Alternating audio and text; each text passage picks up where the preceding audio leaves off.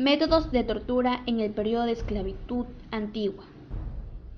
Alrededor del año 540 a.C., a pedido del rey Agracas en Roma, fue inventado el toro de Falaris como un medio de tortura eficaz para aquellos que desobedecían los mandatos de reyes y reinas que regían en ese entonces.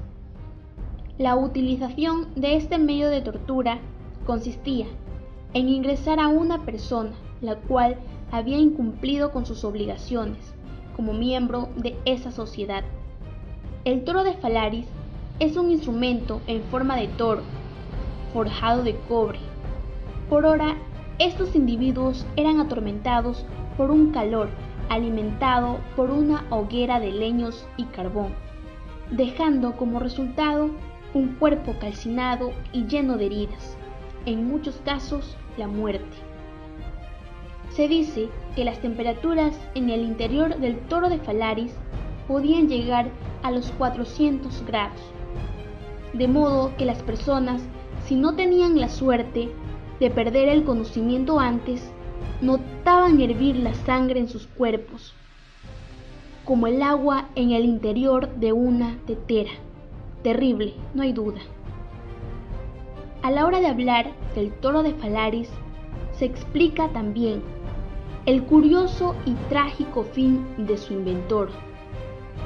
Cuando Perilo presentó ante el rey de Falaris su siniestra creación, sus ayudantes introdujeron al inventor en el interior del toro.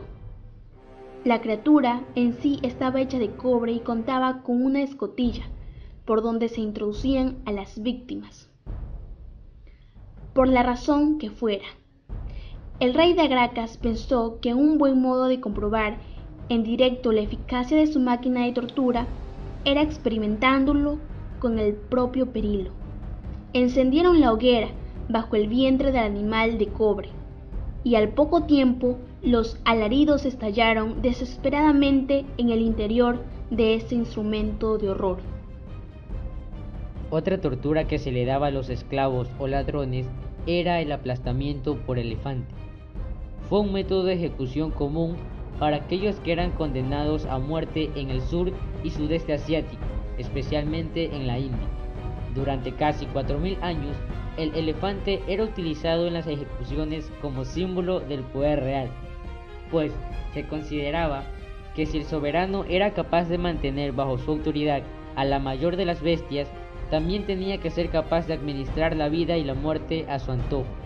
Además, es cierto que en la mayoría de los casos, el condenado acababa despiezado, pero a veces el reyezuelo correspondiente se le encendían las bombillas y solo condenaba al prisionero a ser pateado por un elefante durante un par de horas o un par de días a gusto del consumidor, para luego soltarle con un montón de huesos rotos y la carta de libertad en la mano. Las ejecuciones consistían básicamente en colocar al condenado delante del elefante, que le alzaba con la trompa y le aplastaba hasta darle la muerte. Pero en el sudeste del continente, los verdugos y reyes tenían un poco más de imaginación. Si el crimen no era demasiado grave, el elefante pisaba la cabeza o el abdomen del condenado, matándolo instantáneamente. Pero si el gobernante consideraba el agravio como especialmente grave, las formas de tormento se diversificaban considerablemente. En la India gustaban de utilizar un método consistente en atar las piernas del criminal a las patas traseras del paquidermo y arrastrarle por mitad del campo hasta que todas sus articulaciones habían sido dislocadas. Una vez hecho esto, el elefante caminaba hacia atrás, aplastando su cuerpo con el fin de matarlo. Otra forma de castigar a los esclavos era la perforación de sus entrañas. En la época existieron muchas formas de castigo, pero esta era considerada la más cruel y déspota por la forma en cómo era ejecutada. Consistía en atar a una persona de cúbito dorsal, luego introducir a una rata en una jaula casi sellada, con un solo orificio por donde pudiese salir. Paso seguido, se acercaba esta jaula al vientre de la persona y se calentaba a grandes temperaturas la jaula, provocando el desespero y hasta el ahogo del animal. Así, viéndose atrapada, se abría paso por el vientre de la persona, provocando grandes dolores y túneles en el estómago. Cabe recalcar que la práctica de este se realizaba aún manteniendo vida la persona. Alimento para cerdos. Los habitantes de Heliópolis torturaban a sus mujeres con este método. Cualquier virgen que se sometiera a esa tortura primero era dada a los gladiadores.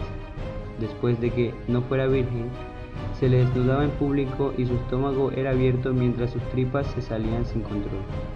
Llenaban su estómago con sebo, era cocida nuevamente y luego se le daban a los cerdos salvajes para perder la vida. Es considerada una de las torturas más crueles de la historia, debido al nivel de impacto que tuvo en la sociedad, provocando un golpe psicológico de manera gradual, ya que esta desagradable forma de tortura hacía que pudieses ver tus intestinos ser ingeridos por los cerdos, incluso antes de morir, dando a conocer que el incumplimiento de las leyes de la época podían ser castigadas con esta atroz tortura.